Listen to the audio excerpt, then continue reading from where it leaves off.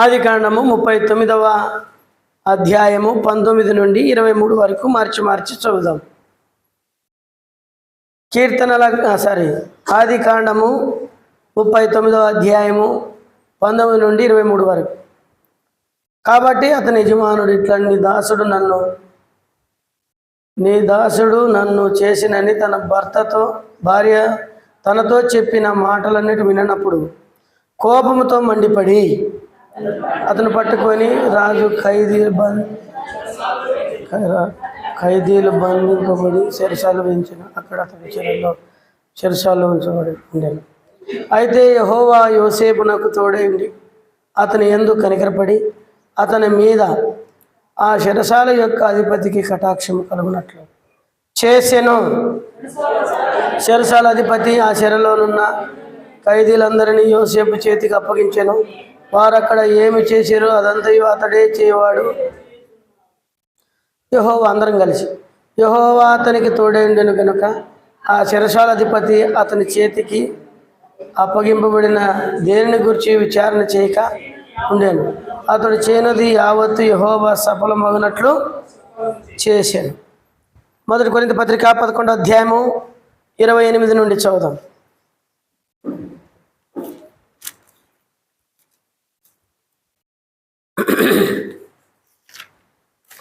1 కొరింథీ 28 వచనం నుండి 11వ అధ్యాయం 28 వచనం నుండి. కాబట్టి ప్రతి మనుషుడు తను తాను పరీక్షించుకునే వలను అలాగూ చేసి ఆ రొట్టెని తిని ఆ పాత్రలోని త్రాగవలను. ప్రభు శరీరం అని వివేచింపక తిని త్రాగువాడు తనకు శిక్ష విధి కలుగుటకే తిని త్రాగుచున్నాడు. ఇందువలననే మీలో అనేకులు బలహీనులను రోగులై ఉన్నారు, చాలామంది నిద్రించుతున్నారు. అయితే మనల్ని మనం విమర్శించుకునేలా తీర్పు పొందకపోదము. కీర్తనల గ్రంథం 105వ కీర్తన 3వ భాగంగా 105వ కీర్తన చదువుకుంటాం. 105వ కీర్తన 17వ వచనం నుండి 105వ కీర్తన 17వ వచనం నుండి 22 వరకు. 105వ కీర్తన 17వ వచనం నుండి 22 వరకు. వారికంటే ముందుగా ఆయన ఒకరిని పంపిను. యోసేపు దాసుడుగా అమ్మబడిను. వారు సంఖ్యల చేత అతని కాళ్ళను నొప్పించిరి. ఇనుము అతని ప్రాణమును బాధించెను. అతడు చెప్పిన సంగతి నెరవేరు వరకు యెహోవా అతని పరిశోధించుండెను. రాజు వర్తమానమును పంపి అతన్ని విడిపించాడు. ప్రజలు నేలిన వాడు అతనిని విడుదల చేశాను. ఇష్టప్రకారముగా అతడు తన అధిపతులను నేలుటకు, తన పెద్దలకు బుద్ధి చెప్పుటకు, తన ఇంటి వారికి యజమానుని గాను తన యావదాస్తి మీద అధికారిని గాను అతనిని నియమించాను. చదవబడిన లేఖన భాగమును దేవుడు దీవించి ఆశీర్వదించడం కాక చిన్న ప్రార్థన చేస్తాం. మహిమ కలిగిన మా పరలోకపు తండ్రి, అపాత్రుడ యోగును ఒట్టివాడిని మట్టివాడిని నన్ను నీ సిలువ చాట మరుగు చేసుకొని నీ దయచేత నన్ను నింపమని వేడుకుంటున్నాం. అయితే నీ ప్రజలకు అవసరమైన సంగతులు మీరు అందించమని నీ కృపను కోరుకుంటూ యేసు ప్రభునామమున ప్రార్థించి వేడుకుంటున్నాం తండ్రి, ఆమేన్. చదివిన లేఖన భాగములలో చాలా ప్రాముఖ్యమైనటువంటి భాగము. ఇక్కడ అతడు నిందించబడిన వ్యక్తిగా చూస్తాం కదా. యోసేపుని ఎవరిని చూస్తాం మనం? యోసేపులో నిందించబడినటువంటి వ్యక్తి ఆయన. మామూలుగా లోకంలో కూడా మనం కూడా నిందించబడతాం. మనము కూడా నిందించబడతాం. నిందలు అనేటువంటివి మనుషుడు చేసేటువంటి శరీర సంబంధి చేసేటువంటి పనులు. గలతీ పత్రిక 5వ అధ్యాయంలో ఆ మాటలు మనం చూస్తాం. ఆత్మ సంబంధి అయిన మనిషిని, శరీర సంబంధి అయిన మనుషుడు ఎప్పుడు హింస పెడుతూనే ఉంటాడు. గుర్తుపెట్టుకోవాలి మీరు. దేవుని నమ్ముకున్న వ్యక్తిని దేవుని నమ్ముకున్న వ్యక్తిని దేవుని నమ్మని వ్యక్తి ఫస్ట్ ఏం చేస్తాడంటే భార్యనో, తల్లినో, కొడుకునో ఎవరినో ఉపయోగించుకుంటాడు. వాళ్ళు ఏమవుతుందిలే ఇట్లా చేస్తే, ఏమవుతుందిలే ఇట్లా జీవిస్తే, ఏమవుతుందిలే ఇట్లా మాట్లాడితే, దీనికి పోతే ఏమవుతుందిలే అని వాళ్ళతో ఉపయోగిస్తాడు సాతాను. వాళ్ళ లోపల లేదనుకో, వాళ్ళు ఆత్మీయులు అయినారనుకో, మన బంధువుల ద్వారా వస్తాడు. మన బంధువులు తీసుకుని వస్తాడు. మన తల్లినో, మన తండ్రినో, వీళ్ళందరూ కూడా వాళ్ళకు కూడా మనం లోపల లేమనుకో, ఎవరిని తీసుకొస్తాడు? మన ఇరుగు పొరుగు వారిని సాతానుని తీసుకొస్తాడు. అందుకనే దేవుని బిడ్డలమైనటువంటి మనం బహు జాగ్రత్తగా ఉండాలి. రెండవది, మనల్ని నిందిస్తారు. నిందలు అనేటువంటిది సహజంగా వస్తాయి, మనల్ని అవమానిస్తారు. అయితే అన్నిట్లో మనం నిలబడినప్పుడు శ్రమ వస్తుంది, కొంచెం తట్టుకోవాలా, తాళుకోవాలా. అప్పుడు ప్రభు ఏం చేస్తాడంటే మనల్ని ఆశీర్వదిస్తాడు. అర్థమైందా మీకే? దేవుడు మనల్ని ఏం చేస్తాడు? ఆశీర్వదిస్తాడు. ఈ 39వ అధ్యాయంలో ఒక స్త్రీ తన మీద అపనింద వేసింది కదా. తప్పంతా ఎవరిది? యోసేపుదే, ఆయమదే? చెప్పండి, ఎవరు తప్పు? ఆయమదే తప్పు. ఆమె చూపులు బాగలేవు, ఆమె మాటలు బాగలేవు, ఆమె జీవితము బాగలేవు. అప్పుడు వయసు ఎంత ఆయనకేనంటే 28 సంవత్సరాలు. ఎన్ని సంవత్సరాలు? జైల్లో 2 సంవత్సరాలు ఉన్నాడు. 30 ఏళ్ళ వయసు రాగానే సెటిల్మెంట్ కావాలి కదా. ఇప్పుడు 30 years కల్లా, 30 సంవత్సరాల కల్లా ఏమైనా బిడ్డలు ఏం కావాలా? ఏదో ఉద్యోగాన్ని సంపాదడమో లేకుంటే ఏదో చేయాలి. ఇంకా అప్పుడు పెళ్లి చేసుకునే వయసు కాబట్టి కదా. ప్రభు ఆత్మ సంబంధమైన బిడ్డలకి ఇలాగ విలువైనటువంటి కార్యాలు చేస్తాడు. యోసేపు మాట్లాడేదానికి ఇష్టపడలే, చూసేదానికి ఇష్టపడలే, ఆమెతో ఉండేదానికి ఇష్టపడలే. అయితే ఆమె నింద వేసింది. ఆయనకు అనుమానం వచ్చిండొచ్చు, యోసేపు అట్లాంటోడు కాదు. కానీ భార్య యొక్క లాలన ఎటువంటిదో మరి మొత్తానికైతే ఆయన లోపలేపించినాడు. లోపలేపిస్తే శ్రమలో దేవుడు ఇడిచిపెట్టినాడా అని అంటే, శ్రమలో దేవుడు అతనికి ఎట్లున్నాడు చెప్పండి? తోడై ఉన్నాడు. చెరలో ఉన్నప్పుడు దేవుడు తోడై ఉన్నాడు. మనం కూడా చెరసాలకు వెళ్ళినప్పుడు, అన్యాయంగా నిందించబడినప్పుడు, శ్రమలు పడినప్పుడు, ఇబ్బందులు, ఇతరులు అన్యాయంగా మనల్ని హింసిస్తున్నప్పుడు దేవుడు మనకు తోడై ఉంటాడు. అది గుర్తుపెట్టుకోవాలి మనం ఎప్పుడు.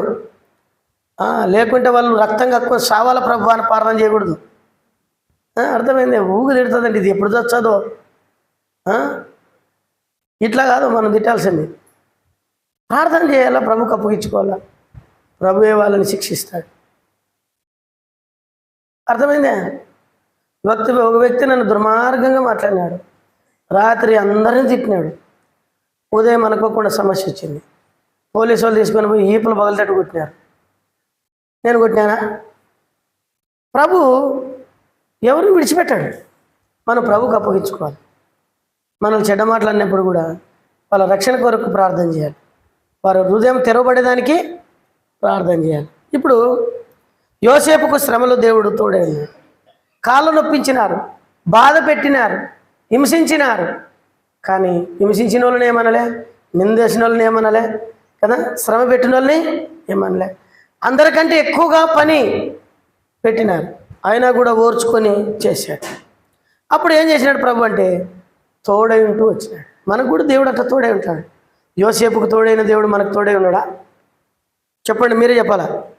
తోడై ఉంటాడు. ఎబ్రీ పత్రిక 13వ అధ్యాయం 2వ వచనం చదవండి. ఒక మాట రాయబడింది.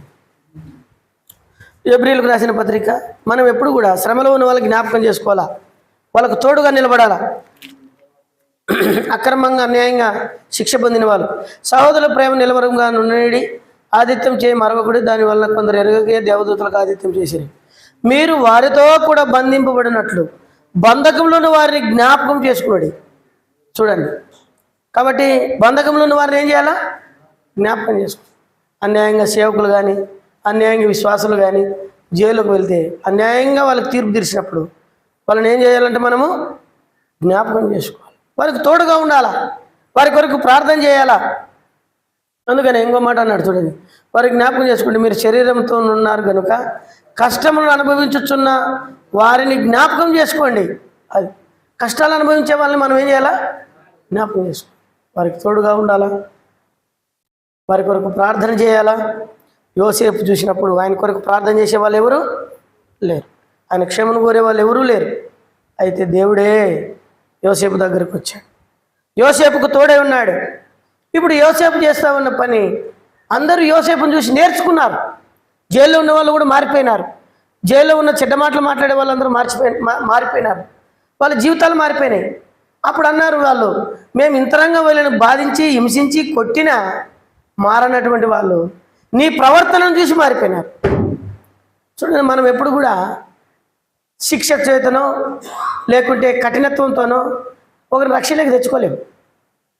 వాళ్ళని మార్చాలంటే మార్చలేము, కానీ ప్రవర్తన ద్వారా మార్చేదానికి అవకాశం ఉంది. వాళ్ళతో ఎక్కువ మాట్లాడొద్దు, వారితో ఎక్కువగా ఉండేదానికి ఇష్టపడద్దు. నీవు ఒక ప్రత్యేకంగా జీవించు. నీ మాట అవునంటే అవును, కాదంటే కాదను. లొడబిడి మాట్లాడే వాళ్ళతో అంతకంటే దూరంగా ఉండు. అయితే ఇప్పుడు యోసేపు తన ప్రవర్తన ద్వారా జైల్లో ఉన్న ఖైదీలంతా మారిపోయినారు. అప్పుడు ఏమన్నాడు జైలర్ ఏమన్నాడు? నీవే వీళ్ళ మీద పెద్దగా అధికారిగా ఉండు. దాంట్లో జైల్లో ఉన్న వాళ్ళకి పనులు చేపిస్తారు, రాయి కొట్టేది, గడ్డి తీపిచ్చేది కదా, చెట్లకు నీళ్ళు పట్టేది. అప్పుడు నీళ్ళు ఉన్నాయో లేదో మనకు తెలియదు. అప్పుడు ఏం పని చేపించినా ఆ పనినంతట్లో కూడా ఈయన అధికారిగా ఉన్నాడు. ఇప్పుడు పని చేసేటోడు అధికారి అయినాడు. ఎవరి మీద? జైల్లో ఉన్న ఖైదీల మీద. ఎక్కడ పోయినా అధికారమే ఈయనకి. ఎట్లొస్తుంది యోసేపుకి? ఎట్లొచ్చింది అధికారాలు? ఎవరిచ్చినారు? మనమైతే ఏమన్నా నేనంటే రెస్పెక్టే లేదు కదా అంటాం. ఏంది రెస్పెక్ట్? నీకు అడిగి ఇప్పించుకునేదే రెస్పెక్ట్? ఎవరు ఇవ్వాలి నీకు రెస్పెక్ట్? మనం బజార్లో పోతుంటే మనం లేచి కొంతమంది ఓ బ్రదర్ నేను కలిసిపోతున్నాము, వాళ్ళు నన్ను చూసి లేచి ప్రైజ్లాడు సార్ అన్నారు. కొంతమంది స్త్రీలు లేచి లోపలికి వెళ్ళిపోయినారు, అన్యులు. నేనేం లేచిపోమని లేదు, వాళ్ళు నాకు వందనాలు చెప్పమని లేదు. ఇంకొక నాతో పాటు వచ్చిన ఆయన, అవు కానీ అన్న వస్తే మీరు లేచిపోతారు, వందనాలు చెప్తారు, నేను వస్తే ఇంటికి లెక్క చేయరు అన్నాడు. అంటే అప్పుడు చూడండి, అధికారం అనేటువంటిది, గౌరవం అనేటువంటిది అది నీవు అడగకూడదు, నేను అడగకూడదు అటువంటి దాన్ని. కాబట్టి ఎవరు ఇచ్చినా ఎవరు అప్పుడే దేవుడు మనకు సహాయకుడు. అధికారం అడగలే పోయినాడు. సేపు చేసినదంతా సఫలమగుచు ఉండేను. వీడు ఖైదు కాదే, అన్యాయంగా ఇతను పట్టుకొచ్చినారే, అట్లాంటి పిల్లడు కానే కాదే. అధికారం ఇచ్చినారు. ఇచ్చినామంటే ఒకసారి వచ్చి చూడండి సార్, పొందాడు. జైల్లో ఉన్న వాళ్ళు మారిపోయినారు. తర్వాత మనం ఏటికి పోయినా పోల్చుకుంటే మనం నోరు తెరిచి ఇంతలా మాట్లాడతాం, ఓర్చుకునేదానికి ఇష్టపడం. పక్కన వాళ్ళు ఎవడు చూసి మాట వచ్చిందంటే ఇంకా అది ఎక్కడ పోయేది? ఆయన మౌనంగా ఉంటూ వచ్చినాడు. మన జీవితంలో యోసేపుకు శ్రమలో దేవుడు తోడైన దేవుడే చెప్పాడు. 91వ అధ్యాయము 14. ఎందుకు దేవుడు తోడై ఉంటాడు? నన్ను ప్రేమిస్తే నేర్చుకోండి. మనం ఏమనుకుంటాం చెప్పండి, నేను దేవుని నమ్ముకున్నాను, ఏమి ఇబ్బందులు? నేను దేవుని చాలామంది నమ్ముకున్నారు కదా. ప్రభువుని ఎన్ని మాటలు నమ్ముతావు? ఎన్ని మాటలు శిలువ మరణానికి ఇష్టపడ్డా. ఇక్కడ చూసినప్పుడు ప్రభు నన్ను ప్రేమిస్తున్నాడు, అతడు నన్ను ప్రేమించి దేవుడు ఏదైనా కానీ నీకు ఇవ్వాలంటే నువ్వు దేవుని సువార్తకు చెప్పినట్టు లోబడాలి. కాదు, నిన్ను తప్పిస్తాడు. ప్రతి దాంట్లో నుండి ఏం చేస్తాడు? సగం లోకము సగం దేవుడు. చిన్న తప్పే నిన్నే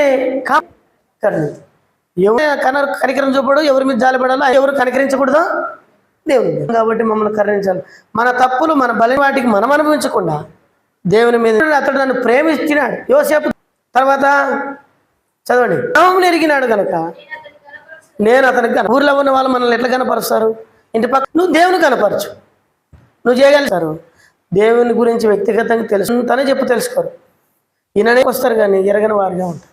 వ్యక్తిగతంగా ప్రభు ఎవరు? బైబిల్ గ్రంథంలో యూదా కుమారులు వారు యెహోవాని ఎరగని వారైనందున యెహోవా అంటే ఒక తండ్రి దేవుని ఎరిగిన ఆ దేవుడు ఎవరో తెలియదు వీళ్ళకి. అందుకని మందిరానికి వస్తున్నారు, పోతున్నారు, తండ్రి ఆరాధన. దేవుని గురించి వ్యక్తిగతంగా తెలుసుకోలేదు అంటారు. ఆ తర్వాత రెండోది మారు కదా, ఇద్దరు వాళ్ళు ఏం చేసినారు? యెహోవా ఎటువంటి అగ్ని కాక అన్ని ఆజ్ఞ తీసుకొని రావాలి, కానీ వీళ్ళు ఏం చేసినారు? అన్ని అగ్ని అంటే అన్నట్టుగా తీసుకొచ్చినారు. మానవుడు కలిగించినటువంటి దాన్ని దేవుని సన్నిధిలో నుండి వచ్చి ఇద్దరు కాలిపోయినారు. వాళ్ళ శరీరం కాలిపోయింది. మరి ఎవరు వీళ్ళంతా? దేవుని బిడ్డలు కాదా? దేవుని ఇంటికి వచ్చి అప్పుడు నీకు దీవెన. ఆయనకు నీకున్న దానికి విధేయత చూపాలా. పొందాడు. న్యాయాధిపతుల గ్రంథం 1వ అధ్యాయంలో మనం చూస్తాం. షిలోహులో ఎవరుండేది? ఎలయాజరు చదవండి. ఆయన న్యాయాధిపతులు అధ్యాయం ఎవరు చెప్పరు చూడి. మొదటి గ్రంథం సమూయేలు మొదటి గ్రంథం 1వ అధ్యాయం. ఎవరిలో? ఏలి కుమార్. యెహోవాను ఎరగని వారై అక్కడ కూడా ఆ మాటలు మనం చూస్తాం. తల్లితో దేవుడు అంటాడు, నీవు నన్ను గణపరచలేదు, నాకంటే అందుకని నీ స్థానం ఏమైపోయింది. ఎంత ప్రేమిస్తాం, మన మనవరాలు ఎంత మరి దేవుని ప్రేమించేది, దేవుని స్థానాన్ని దొంగిలించేది అదే. బా కొడుక ఏమిరా నువ్వు కాదనలేదు.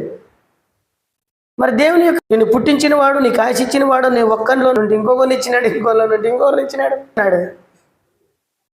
దానికి మూల కారణమైన ఎరగని దానిగా జీవిస్తే చంపిన యుద్ధంలో ఫినియాసును చంపేసినాడు. ఇద్దరు కుమారులు యుద్ధ భూమి కుమారుని దేవుని మహిమ వెళ్ళిపోయినాడు, దేవుడు విడిచిపెట్టి వెళ్ళిపోయినాడు. అని పేరు పెట్టింది. అంటే ప్రభావం ఉంటుందో చూడండి. యోసేపు ఎవరు చెప్పండి? నేను అతను తప్పించినాను, ప్రేమించిన వాళ్ళని విలువ ఇద్దని భర్త చెప్పిన దానికి విధేయత చూప. అంటే ప్రార్థన పోయే సమయంలో దేవుని మందిరానికి పోయేసాక చేద్దాం ఏమన్నా కానీ నీవు ఎప్పుడు ఇంతేలే, మందిరానికి పోదాం అన్నప్పుడల్లా ఇంతే. వానికి ఇంత కోపం వస్తుంది. విషయంలో భర్త విషయంలో అంతే. దేవునికి స్థానం ఇవ్వాలి, స్థానం ఇచ్చినటువంటి వ్యక్తి కనుక తోడై ఉండే అక్కడ బబులో ఉన్నది. ఆయన వచ్చి ఏం చేసినాడంటే కనికరం యెహోవా కనికరం పడేటట్టు దయ చూపించినాడు. నీ శత్రువు నీ పైన ఏం కలిగిస్తాడు? నేను అనేవాడు నీ కళ తర్వాత చూస్తాం. శత్రువుల దేశంలో సింహాసనం మీదకి వచ్చింది. ఆమెను చూడగానేనంట యెహోవాగా ఏం చేసినాడు? అన్ని రాజుని ఎవరు హిందూ దేశం మొదలు కొనాలు కదా. ఇది చెవులు ఉండవు, పురాణాలు కాదు. కనికరపడ్డాడు.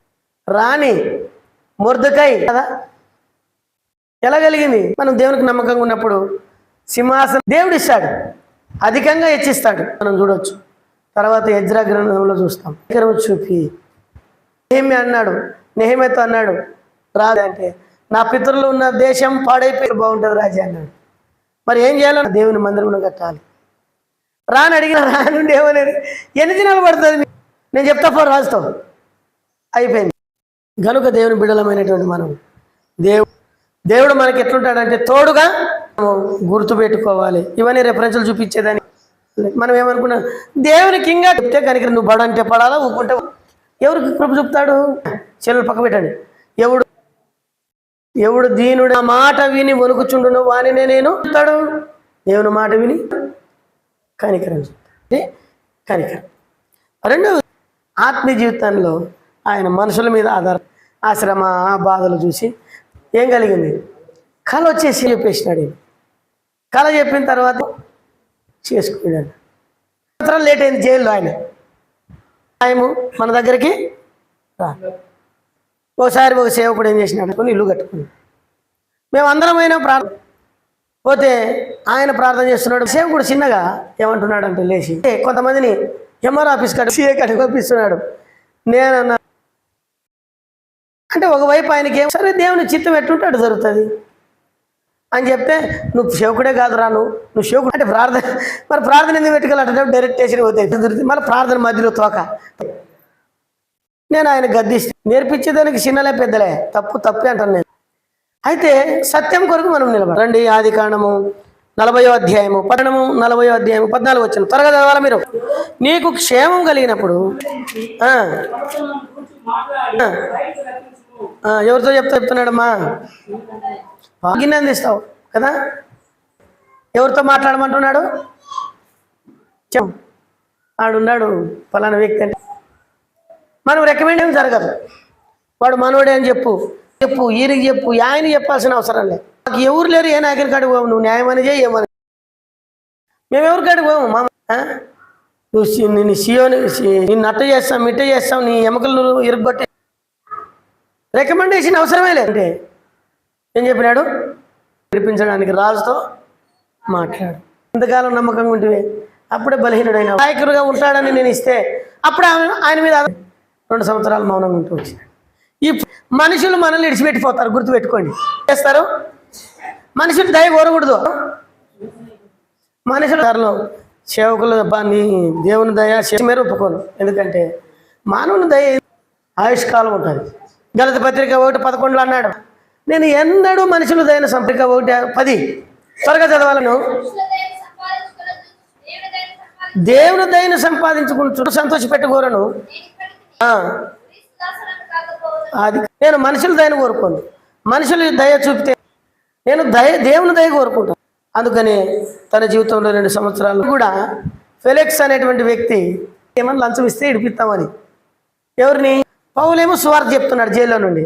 ఫెలిక్స్ అనేటువంటి వ్యక్తి వీళ్ళ అధికారులకు ఉన్నటువంటి జైల్లో 5 మంది ఉన్నాము, ఎంత ఇస్తావు కించపరిచేది. వరంగల్లో నేను సేవ చేస్తున్న దినాల్లో ఎత్తుకుపోయినారు.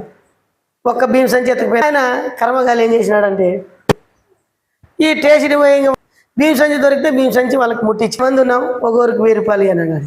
5000 వాడు ఊకుంటాడు తిన్నాడు. మాకు పొద్దున 5000 ఇచ్చినాడు. మరి మళ్ళీ 5000 భీమ్ సంచి నష్టం ఎంత వచ్చింది చెప్పినాను. నీకు బుద్ధి ఉంది అన్నాను. నేను ఇట్లా మాట్లాడేది, నా బుద్ధి ఉంది అని అంటావు అంటే నీకు బుద్ధి ఉంటే ఈ పని చేసేవాడు. భీమ్ సంచి కోసం పోతివి 10,000 రూపాయలు పోగొట్టుకుంటుంది. ఇక్కడ మనం చూసినప్పుడు ఫెలిక్స్ అనే పౌలు దగ్గర ఏదైనా దొరుకుతుందేమో, నా దగ్గర డబ్బులు లేవు, ఏం లేవు అని చెప్పినాడు. అడ్మిట్ అయిపోయింది. పౌల్ని విడిచిపెట్టి వెళ్ళిపోయినట్టుగా రాయబడి 24, 27 వచ్చి అపొస్తలుల కార్యము అండి. ఎవరైనా త్వరగా వాళ్ళ స్పీడ్గా వచ్చినాం చదవండి. చేత మంచివాడిని అనిపించుకునే వాళ్ళని కోరి అంతకుముందేమో డబ్బులు తీసుకొని అక్కడ మంచివాడు అయిపోవాలి. భలే ఉంది. ఎవరు తను రాస్తే విడిచిపెట్టిపోయినారు. అయితే ప్రభు నన్నుగా ఉండి, ప్రభు నాతో ఉండి, దేవుడు ఎప్పుడు కూడా మన పక్షంగా ఉంటాడు. ఇప్పుడు గొప్ప సంగతి ఏంటంటే సంబంధించే డ్యూటీ అయింది రాజు దగ్గర. ఇప్పుడు ఈ గిలాసులు ద్రాక్షరసం అందించేసుకొని బయటకు వచ్చినాడు రాజభవన్లో. ఇప్పుడు గ్లాసులు టీ అందించాడు, నేను కడిగేమని చెప్తాను. అందుకని మనుషులు మనల్ని కానీ అందుకని దేవుడు ఏం చేసినట్టు మర్చిపోయినారు నన్నట్టు. అది తప్పు. మర్చిపోయేటట్టుగా దేవుడే చేసినాడు. మనుషులము నమ్ముట మేలు. ఇప్పుడు 23వ వచనం. మర్చిపోయినారు. మర్చిపోడు. మనుషులు ఎప్పుడు కూడా నమ్మకూడదు. ఇక్కడ చూడండి, మనుషులు మర్చిపోతారు అని చెప్పినాను. మనుషులు ఏం చేస్తారు? 23వ వచనం చదవండి. ఆదికాండం. అధిపతి మర్చిపోయాడు కాబట్టి విడిచిపెట్టిపోయినాడు. ఆయన మమ్మల్ని హెబ్రీ పత్రిక 13వ అధ్యాయం 5వ వచనం. ఓ ఇశ్రాయేలు, నేను నిన్ను మరచిపోజాలను అని చెప్తే ఇంకా కొంచెం లోపలికి వెళ్తే ద్వితీయోపదేశకాండం 31వ అధ్యాయం 6 త్వరగా చదవాలా. భయపడుకుడి, నీతో కూడా వచ్చేవాడు నిన్ను ఎడబాయాడు, ఆయన నిన్ను విడవడు ఏమా కదా. చూసినారా, ఆయన చెప్పిన కదా. అందరు మనుషులందరూ నమ్మితే ఇడిచిపెట్టిపోతారు, గుర్తుపెట్టి. కానీ దేవుని నమ్మండి. మనుషులు నమ్ముకుంటే ఇడిచిపోతారు. ఏ మనుషుడు భూమి మీద నమ్మదగిన వాడు ఇప్పుడు మళ్ళీ అప్పుడు మన గుట్ట అంతా వాళ్ళకి చెప్తారు. ఏదో సందర్భం వస్తుంది, విరోధం అవుతారు, ఇట్లా అన్నాడని వాళ్ళు చెప్తారు కదా. ఈనాడు మిత్రులు, రేపు శత్రువులు అవుతారు. రేపు అయితే దేవుని నమ్ము. అందుకనే స్త్రీ తన గర్భంలో మరుచుదురేమో కానీ నేను నిన్ను మర్చిపోవచ్చు కదా. తల్లి ఖచ్చితంగా మర్చిపోతాను, మర్చిపోడు. దేవుడు మనల్ని విడిచిపెట్టాడు. అంటే యోసేపు వల్లే జీవించాలి మనం. యోసేపుగా మనుషులు నమ్ముకుంటే ఇడిచిపెట్టిపోతారు. నేను దేవులో 44వ అధ్యాయం 12వ వచనం 21 అండి, ముందుకు వెళ్ళిపోతాను. ఇంకా యాకోబు వీటిని జ్ఞాపకం చేసుకున్నాము. నిర్మించితిని ఇశ్రాయేలు, చూడండి, నేను నిన్ను మర్చిపోచాలను. అందుకని అంటాడు, మనం మనుషులు నమ్మితే ఎట్లా మింగుతారు? ఆ మాటలు చదువుతాం మనం 2-3. ప్రాణంతోనే మింగుతారు. యెహోవా మనకు తోడై ఉండని ఎడల మింగి వేసిందరు. మనుషులు ప్రాణంతో, జీవాలు, పశువులు కానీ ఎటువంటి కానీ దాన్ని తింటుంది. సింహం కానీ ఏదైనా. ఒక తోడేలు మనుషుడు వెనక భాగంలో నుండి అదేం చేస్తుంది, ప్రాణం అల్లాడిపోతుండే. కానీ సింహం కానీ మిగతా జీవులు కానీ ఈ బాధ తెలియకూడదని. చూసినారా 124వ కీర్తనలో యెహోవా మనకు తోడై ఉండని ఎడల మనుషులు ప్రాణం. కాబట్టి మనుషులు మర్చిపోతారు. మొదటిది యోసేపు శ్రమలో దేవుడు వాళ్ళు ఏం చేసినారు? మర్చిపోయినారు. ఎవరు జ్ఞాపకం చేసుకున్నారో చూడండి. ఆదికాండము 41వ అధ్యాయం 14 వచ్చిన చదవండి. త్వరగా చదవాలా. ఫరో ఆ,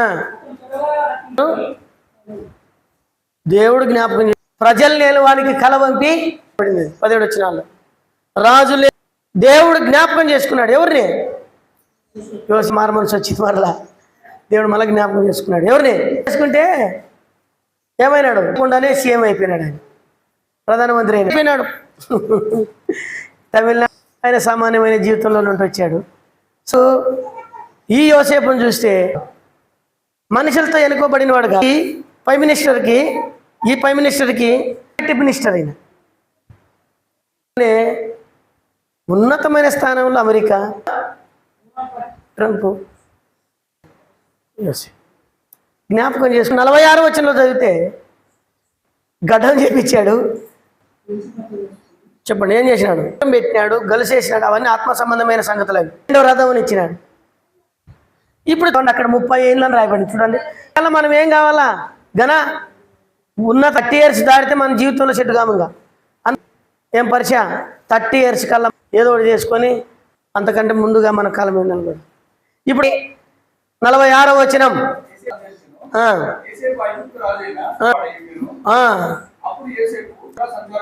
చూడండి. అధికారం అన్నప్పుడు 30 సంవత్సరాలు యజమానుడు అధికారం, నా ఇంటికి అధికారం, నా ప్రజలందరూ ఇంటి మీద ఎవరైనా కూడా అధికారం ఇస్తారా? రాజు కూడా తీరది. ఐగుప్తు దేశంలో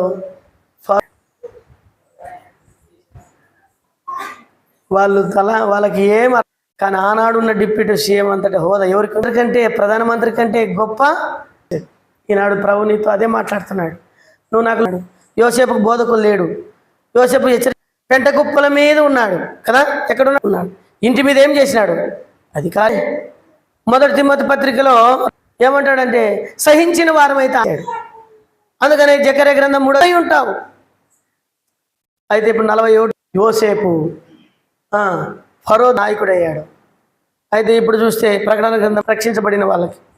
కాబట్టి ఈ అధికార సువార్త 19వ అధ్యాయం 17వ వచనం బలాన్ని నమ్మకత్వం బట్టి 10 పట్టణాల మీద అధికారం. మనం చేసిన ఆత్మ కొలది, ఆత్మల సంపాదన కొలది. యోసేపు ఏమైపోయినాడంటే అధికార 6వ వచనంలో 41 ఉన్నాడు. నెతన్యాహు అని పేరు పెట్టినారు చూడు, చదవండి అన్నమాట. మరియు ఫరో యోసేపునకు నెతన్యాహు అనే పేరు పెట్టిన. అంటే అందరికి ఆహారం ఇచ్చేవాడు నువ్వు అని చేశాడేమన్నా. అధికారి, జ్ఞానవంతుని పోషించడానికి దేవుడు నియమించిన. దేశంలో సమస్యలు తీసుకురాలే, పట్టుకొని రాలే, మతాలను పెట్టుకొని రాలే. మన ప్రైమ్ మినిస్టర్ చూడొచ్చు, అద్దాలేమో జర్మనీ, షూస్ వేరే దేశానివి, అన్ని విదేశాల నుండి వస్తాయి. ఒక్కపారి వేసుకున్న సెట్ 18 లక్షలు 60 లక్షలు ఉంటాయట. ఆయన ఏం చెప్తాడు? మీరంతా ఇక్కడే ఉండండి, అందరికీ వెళ్తాను, మీరు మాత్రం ఇక్కడనే ప్రేమించాలి, ముందుకు వద్దు అని మతాల మధ్యలో చిచ్చు పెడతారు, చేసేది చేస్తారు. కానీ ఆ దినాల్లో ఆయన ఏమంట చేయలే. స్థితిలో నుండి, పెంట కుప్పల మీదలో నుండి తర్వాత చివరికి ఒక మాట చెప్తానండి. ప్రధాన యాజకుడు మన ప్రభు అయిన యేసుక్రీస్తుకు గుర్తుగా ఈనాడు మనల్ని పోషించేవాడు. చదవండి 5వ వచనం చదవండి. జెప్నెతన్యాహు. చాలు, జెప్నెతన్యాహు అంటే అర్థమైందంటే ఇక్కడ మనం ఏం చూసామంటే మన ప్రభు అయిన యేసుక్రీస్తుని గురించి మనం చూసినాడో చూడండి. 24వ అధ్యాయం మత్తయి చదవండి. మన ప్రభు అయిన యేసుక్రీస్తు చేసేటువంటి త్వరగా చదవాలి. మత్తయి సువార్త 45-47 వచనాలు. అందుకైనా అర్పులైన వారిలో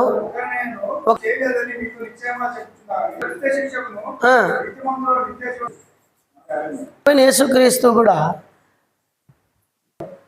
అందుకనే ఏ దేవుడు నన్ను పోషించానో, ఏ దేవుడు నన్ను చేశాడు. కాబట్టి ఈ దేవుడు ఎవరంటే పోషించడం ఇచ్చి, బట్టలు ఇచ్చి. కాబట్టి మన దేవుడు ఎవరంటే యోహాను సువార్త స్పీడ్గా చదవండి, ఇంకా అయిపోయింది, ముగించేస్తాను. చదవచ్చు. విశ్వసించేవాడే ఆహారం నేనే. చూడండి, రక్తం త్రాగవాడే నిత్య. ఎట్లా పోషించినాడు? మత 2 చేపలు పోషించినాడు. కాబట్టి ఎవరు పోషించేవాడైనా. 145వ కీర్తన ప్రతి జీవిని పోషిస్తాడట దేవుడు. 145వ కీర్తన పడిపోవారందరినీ సర్వజనులు తగిన కాలమందు నీవు ప్రతి జీవి కోరికని నీ వైపు చూచు. తగిన కాలమందు నువ్వు వారికి ఆహారం ఇచ్చేది కోరికను అది. కాబట్టి ఇప్పుడు ఈనాడు కూడా ఆహారం ఇస్తున్నాడు, ఈయన పోషిస్తున్నాడు, ప్రతి అధికారిని పోషిస్తున్నాడు. జప్నెతనేహు అంటే మన ప్రభు దేశమంతటిని అందరిని పోషించాడు.